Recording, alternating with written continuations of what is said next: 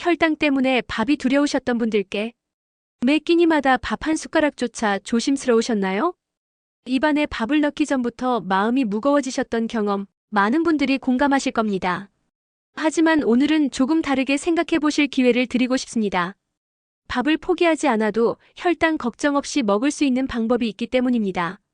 이 영상에서는 흰쌀밥을 먹어도 괜찮다는 진실, 밥 지을 때 넣는 기특한 한 스푼 비법, 온도 보관 방식별 혈당 반응의 비밀까지 알기 쉽게 풀어드릴 예정입니다. 이야기가 도움이 되셨다면 구독과 좋아요 부탁드립니다. 댓글에 숫자 7을 남겨주시면 그 짧은 한 글자가 저에게 큰 힘이 됩니다.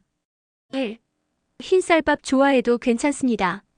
밥 한 공기 먹었을 뿐인데 혈당이 200이 넘었어요. 서울에 사는 59세 김 여사님은 매 끼니 밥 먹기가 두려웠다고 합니다. 하지만 최근 한 가지 방법을 실천한 뒤로는 혈당 걱정이 많이 줄었다고 해요. 그녀가 바꾼 건 의외로 간단한 인식 하나였습니다. 바로 흰쌀밥에 대한 오해를 푸는 것이었죠. 흰쌀밥이 무조건 나쁜 건 아닙니다. 많은 분들이 흰쌀밥은 당 지수 GI가 높아서 혈당을 급격히 올린다고 알고 계시죠. 맞는 말이긴 하지만 이는 조건 없는 전제일 뿐입니다.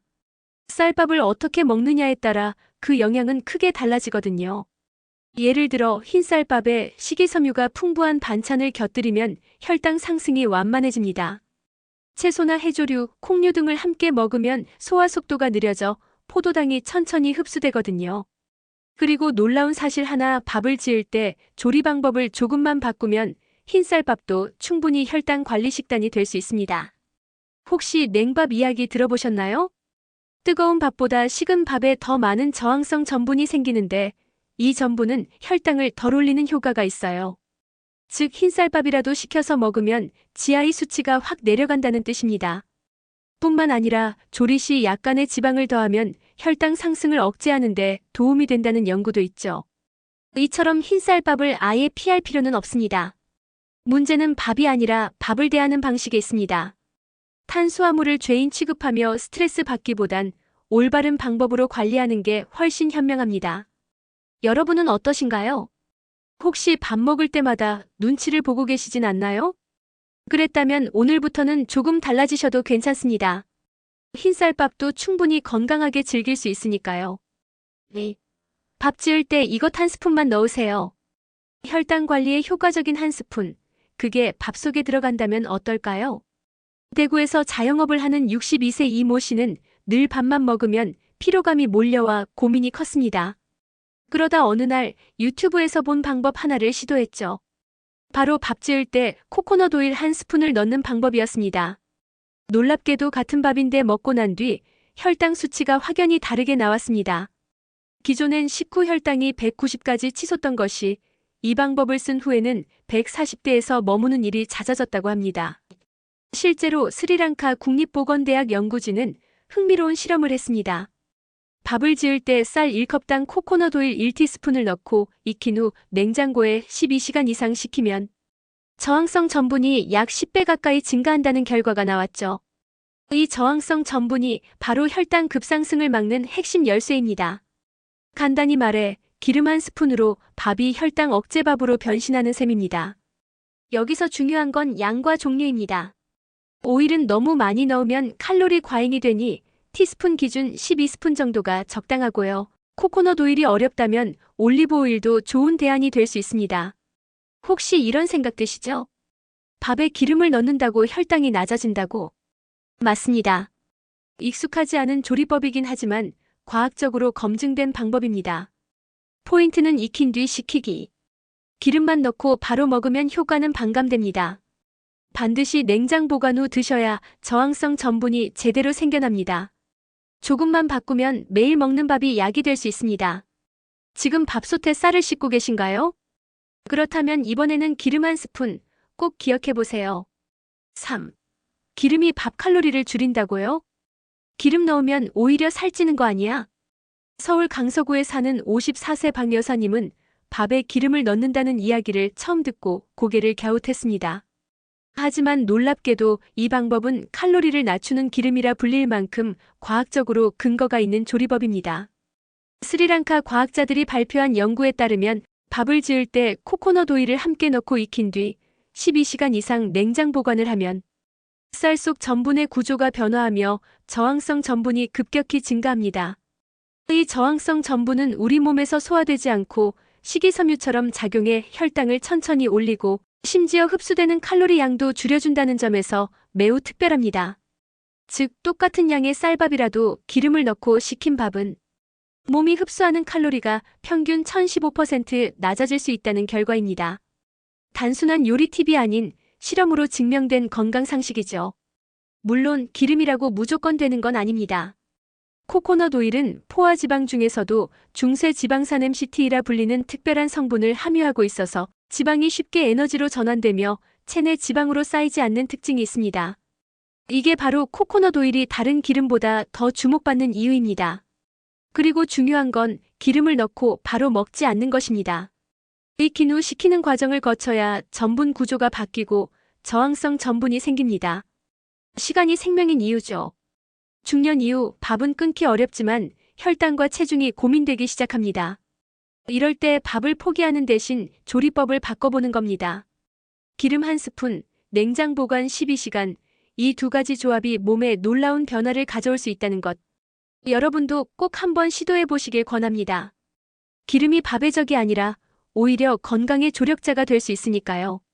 4. 뜨거운 밥보다 찬밥이 혈당에 좋은 이유. 같은 밥인데 왜 찬밥은 덜 부담스럽지? 경기도 수원에 사는 60세 이 씨는 평소 밥만 먹으면 졸음이 쏟아지고 속이 불편했지만 어느 날 남은 찬밥을 데우지 않고 먹었을 때는 이상하게 속이 편하다는 걸 느꼈다고 합니다. 그 차이가 단순한 기분 탓이 아니라는 걸 그는 나중에 혈당계를 통해 알게 되었죠. 찬밥에는 저항성 전분이 더 많이 들어있습니다. 이 전분은 쉽게 소화되지 않고 장까지 내려가 일반 전분보다 혈당을 덜 올리는 특징이 있죠. 즉, 같은 쌀로 지은 밥이라도 뜨거울 때 먹느냐, 식힌 뒤 먹느냐에 따라 우리 몸에 미치는 영향이 완전히 달라지는 겁니다. 흔히들 찬밥은 맛이 없다고 생각하시죠? 하지만 건강을 생각한다면 이 식은 밥이 의외로 답이 될 수 있습니다. 밥이 식으면서 전분이 재결합해 소화가 어려운 구조로 바뀌게 되는데 이 과정에서 탄수화물의 당 지수 GI가 낮아지는 효과가 발생합니다.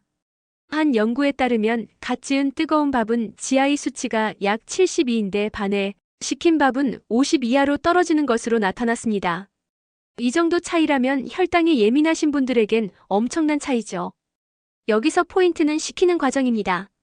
자연스럽게 실온에 두는 것보다 냉장 보관을 통해 천천히 식히는 것이 저항성 전분 형성에 더 효과적입니다. 그리고 가능하다면 데우지 말고 차가운 상태로 섭취하는 것이 가장 이상적입니다. 혹시 찬밥 먹으면 소화 안 된다고 걱정하셨나요? 맞습니다. 위장이 약하신 분들은 처음엔 불편할 수 있습니다. 그럴 땐 한두 숟가락부터 시작해 점차 늘리는 방법이 좋습니다. 찬밥 한 공기, 뜨거운 밥보다 훨씬 덜 죄책감이 드는 선택이 될 수 있습니다. 밥을 포기하지 말고 온도를 바꿔보세요. 혈당도 마음도 훨씬 가벼워질 수 있습니다. 5. 밥을 차게 하면 진짜 혈당이 덜 오른다? 실험 결과 공개. 이럴 수가 같은 밥인데 혈당이 이렇게 다르다고? 서울에 사는 48세 김모 씨는 혈당 측정기를 보고 눈을 의심했습니다. 아침에 갓 지은 따뜻한 밥을 먹었을 땐 식후 혈당이 180을 넘었는데 다음날 똑같은 밥을 식힌 후 먹었더니 130에서 멈췄던 겁니다. 이게 과연 우연이었을까요? 아닙니다. 영국 옥스퍼드 브룩스 대학 연구팀은 이와 관련된 실험을 진행했습니다. 참가자들에게 동일한 종류의 밥을 두 방식으로 제공했습니다. 하나는 갓 지은 뜨거운 밥, 다른 하나는 같은 밥을 냉장고에 식힌 뒤 전자레인지로 살짝 데운 밥이었죠. 결과는 놀라웠습니다. 식힌 밥을 먹은 그룹이 식후 혈당 상승폭이 평균 30% 낮았던 겁니다. 이 차이는 저항성 전분이라는 성분에서 비롯됩니다. 밥이 식는 과정에서 생기는 이 전분은 몸에서 흡수가 어렵기 때문에 혈당을 천천히 올리고 장내 유익균의 먹이가 되어 장 건강에도 도움을 줍니다. 즉, 단순한 혈당 조절뿐 아니라 전반적인 소화 건강에도 긍정적인 영향을 미치는 거죠. 흥미로운 사실은 식힌 밥을 다시 데워도 이 저항성 전분의 일부는 유지된다는 점입니다. 완전히 뜨겁게 끓이지 않는 이상 살짝 데우는 정도는 큰 영향을 주지 않는다고 해요. 그러니 너무 찬밥을 먹기 꺼려지신다면 약간 데워 드시는 것도 괜찮습니다. 중년 이후 탄수화물 섭취를 줄이려 고생하시는 분들 많습니다. 하지만 이렇게 간단한 온도 조절 하나로도 큰 차이를 만들 수 있다면 그리 어렵게만 느껴질 필요는 없지 않을까요? 밥을 차게 먹는다는 것, 이제는 단순한 습관이 아닌 과학적 선택입니다. 여러분도 직접 실험해보세요. 몸이 알려줄 겁니다. 이 변화가 얼마나 효과적인지. 6. 이때 냉장 vs 냉동 보관, 뭐가 다를까요? 밥을 식혀야 혈당에 좋다는 건 알겠는데, 과연 냉장 보관이 더 좋을까요? 아니면 냉동이 더 효과적일까요? 많은 분들이 이 부분에서 헷갈려 하십니다. 특히 50대 이상 시청자들 사이에선 냉동밥은 건강에 안 좋다는 오해도 여전히 많죠. 결론부터 말씀드리면 혈당 조절이라는 관점에서는 냉장 보관이 조금 더 유리합니다. 왜냐하면 저항성 전분이 가장 활발하게 형성되는 온도가 바로 47도 사이의 냉장 온도이기 때문입니다. 예를 들어 55세 주부박 여사님은 냉장밥과 냉동밥을 각각 3일씩 먹으며 혈당 변화를 관찰했습니다. 냉장 보관한 밥을 먹었을 땐 식후 혈당이 12만 130대로 유지되었지만 냉동밥은 해동 후 바로 먹었을 때 140 이상으로 올라가는 일이 더 잦았다고 해요. 차이는 크지 않지만 분명한 차이는 존재하는 겁니다. 그렇다면 냉동밥은 무조건 나쁠까요? 절대 그렇지 않습니다. 냉동 보관은 음식의 신선도를 오래 유지시켜주는 장점이 있고 해동 방식만 잘 선택하면 저항성 전분이 어느 정도 유지될 수 있습니다. 단 전자레인지로 완전히 뜨겁게 데우는 것은 피하셔야 합니다. 그럴 경우 전분 구조가 원래대로 돌아가 혈당을 다시 급격히 올릴 수 있으니까요. 반면 냉장밥은 짧은 보관 기간 23일이 한계이긴 하지만 먹기 직전까지도 저항성 전분이 비교적 안정적으로 유지됩니다. 식감이 조금 뻣뻣해지는 건 어쩔 수 없지만 건강을 생각한다면 충분히 감수할 만한 변화죠. 핵심은 보관 후 어떻게 먹느냐에 달려 있습니다. 찬밥을 그대로 먹든 살짝 데우든 온도 조절과 해동 방식이 혈당에 큰 영향을 준다는 사실 꼭 기억해 두세요. 냉장과 냉동 두 방법 모두 장단점이 분명하지만 여러분의 생활 패턴에 맞는 방식으로 활용하신다면 밥 한 공기도 더 이상 두려울 이유가 없습니다. 7. 저항성 전분이란 혈당 관리의 핵심 개념. 혈당 관리를 제대로 하려면 꼭 알아야 할 용어가 하나 있습니다. 바로 저항성 전분 리지스턴트 스타치입니다. 처음 들어보시는 분들도 계실 텐데요. 이게 왜 중요하냐면 밥, 감자, 고구마처럼 우리가 자주 먹는 탄수화물이 어떻게 조리되고 식는가에 따라 전혀 다른 결과를 만들기 때문입니다. 저항성 전분은 말 그대로 소화효소의 공격에 저항하는 전분입니다. 보통 우리가 먹는 탄수화물은 입에 넣고 씹는 순간부터 분해되어 소장까지 내려가면서 빠르게 당으로 전환되죠. 하지만 저항성 전분은 이 과정을 버텨냅니다. 결국 소장에서 흡수되지 않고 대장까지 도달해 혈당을 급격하게 올리지 않으며 장 건강까지 도와줍니다. 쉽게 말하면 똑같은 탄수화물인데 저항성 전분은 살이 되지 않고 오히려 식이섬유처럼 작용하는 좋은 전분인 셈입니다. 그럼 이 전분은 어디에 많을까요? 신기하게도 갓 지은 뜨거운 밥에는 거의 없습니다. 하지만 밥을 식히면 특히 냉장고에 12시간 이상 넣어두면 전분의 구조가 변화하면서 저항성 전분이 생기기 시작합니다. 한 연구에 따르면 밥을 식혔을 때 저항성 전분의 양이 최대 10배까지 증가할 수 있다고 합니다. 이런 변화를 통해 밥의 혈당 지수 GI가 70대에서 4050대로 떨어지는 거죠.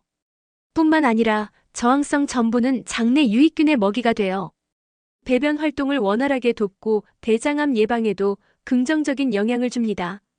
중년 이후 장 기능이 약해지는 시기에 매우 유익한 성분인 거죠. 혹시 그럼 차라리 잡곡밥만 먹으면 되잖아? 라고 생각하셨나요? 잡곡밥도 물론 좋지만 흰쌀밥도 조리 방법만 바꾸면 충분히 건강식이 될 수 있습니다. 핵심은 탄수화물 자체가 아니라 그 속의 전분이 어떤 형태로 몸에 들어가느냐입니다. 지금 드시는 밥, 단순히 따뜻하다고 좋은 게 아닙니다. 식힌 밥 속에 숨어있는 저항성 전분이야말로 중년의 혈당 관리를 위한 진짜 비밀 병기일지도 모릅니다. 8. 코코넛 오일 vs 올리브 오일, 어떤 게 더 좋을까? 밥에 기름을 넣어 혈당을 낮춘다는 이야기, 이제 많이 익숙해지셨을 겁니다. 그렇다면 어떤 기름을 넣는 게 더 좋을까요? 가장 많이 비교되는 두 가지가 바로 코코넛 오일과 올리브 오일입니다. 서울에 사는 58세 최 여사님은 처음에 올리브 오일을 넣었다가 느끼한 맛에 적응하지 못해 금세 포기했지만 코코넛 오일은 의외로 밥 향과 잘 어우러져 오히려 더 고소하게 느껴졌다고 해요. 물론 체질과 취향은 사람마다 다르지만 두 기름의 혈당 억제 효과는 과학적으로 분명한 차이가 있습니다. 우선 코코넛 오일은 중세 지방산 MCT 풍부합니다. 이 지방산은 체내에서 빠르게 에너지로 전환되어 저장되지 않고 혈당 상승 억제 효과가 더 크다는 연구가 많습니다. 또한 저항성 전분을 형성하는데도 코코넛 오일이 가장 효과적인 것으로 알려져 있죠. 반면 올리브 오일은 불포화 지방산이 주를 이루며 심혈관 건강에 매우 뛰어난 역할을 합니다. 혈당에 직접적으로 미치는 영향은 코코넛 오일보다는 약할 수 있지만 지속적으로 섭취하면 염증을 줄이고 인슐린 감수성을 개선하는 효과가 있습니다. 정리하자면 이렇습니다. 혈당 억제와 저항성 전분 증가는 코코넛 오일이 좀 더 유리. 장기적인 건강, 특히 심장과 혈관 건강은 올리브 오일이 강점. 그러니 목적에 따라 선택하시면 됩니다. 단기적으로 혈당 수치를 낮추고 싶다면 코코넛 오일, 전체적인 건강을 함께 챙기고 싶다면 올리브 오일도 좋은 선택입니다. 단, 두 기름 모두 사용할 때는 양이 중요합니다. 1인분 기준 티스푼 1스푼이면 충분하며 과하면 오히려 칼로리 과잉이 되니 주의하세요. 그리고 무엇보다 중요한 건 기름을 넣고 식힌 후 먹는 것입니다. 이 과정을 거쳐야 저항성 전분이 충분히 생성됩니다. 기름 한 스푼, 대충 넣는 게 아닙니다. 이 한 스푼이 혈당뿐 아니라 여러분의 식사 만족도까지 바꿔줄 수 있다는 사실. 꼭 기억해 두세요. 9. 이 두 가지 방법을 함께 쓰면 생기는 놀라운 변화. 밥 지을 때 기름 한 스푼, 그리고 밥을 식혀서 먹는 방법. 이 두 가지를 따로따로 실천해도 효과는 크지만 함께 쓰면 어떨까요? 놀랍게도 그 시너지는 생각보다 훨씬 강력합니다. 대전에서 혈당 관리를 위해 식단 조절을 시작한 61세 김모 씨는 코코넛 오일을 밥에 넣기 시작하면서 식후 혈당이 2030 정도 줄었고 밥을 식혀 먹기까지 하자 최대 50포인트 이상 떨어지는 경험을 했다고 말합니다. 그리고 이 변화는 단발성이 아닌 꾸준한 효과였다는 점에서 더욱 주목할 만합니다. 왜 이런 일이 생길까요? 첫째, 코코넛 오일은 밥 속 전분과 결합해 저항성 전분 형성을 유도합니다. 둘째, 식히는 과정은 이 저항성 전분을 더욱 강화합니다. 즉, 밥 속 탄수화물이 체내에서 빠르게 흡수되는 당이 아니라 천천히 흡수되고 일부는 소화되지 않는 식이섬유처럼 작용하는 구조로 바뀌는 거죠. 뿐만 아니라 이런 밥은 포만감도 오래가고 군것질 욕구도 줄어듭니다. 중년 이후 혈당이 올라가면 피로, 두통, 졸음 같은 증상이 자주 나타나지만 이런 식사법을 실천한 분들은 식후에도 몸이 가볍고 맑은 느낌을 자주 표현합니다. 실제로 스리랑카 국립보건대학과 일본의 영양학자들이 기름냉장 보관 조리법을 분석한 결과 저항성 전분의 양이 10배 가까이 증가하고 칼로리 흡수량은 최대 15% 감소했다는 연구 결과도 있습니다. 물론 이런 변화는 하루아침에 드라마틱하게 나타나는 게 아니라 꾸준한 실천에서 비롯된 결과입니다. 하지만 매 끼니마다 실천 가능한 간단한 방법이기에 한번 익숙해지면 다이어트 식단이나 특별한 음식을 찾지 않아도 됩니다. 여러분도 지금 밥 짓고 계신가요? 그렇다면 오늘은 기름 한 스푼 넣고 냉장고에 12시간만 식혀보세요. 몸이 먼저 반응할 겁니다. 이게 진짜 내 몸에 맞는 밥이라고. 혈당 걱정 없이 밥 먹는 법, 오늘부터 실천해보세요. 여러분, 지금까지 함께 밥과 혈당의 관계에 대해 깊이 들여다보았습니다. 흰쌀밥조차 조리법과 보관 방식만 바꾸면 혈당 부담을 훨씬 줄일 수 있다는 사실, 놀랍지 않으셨나요?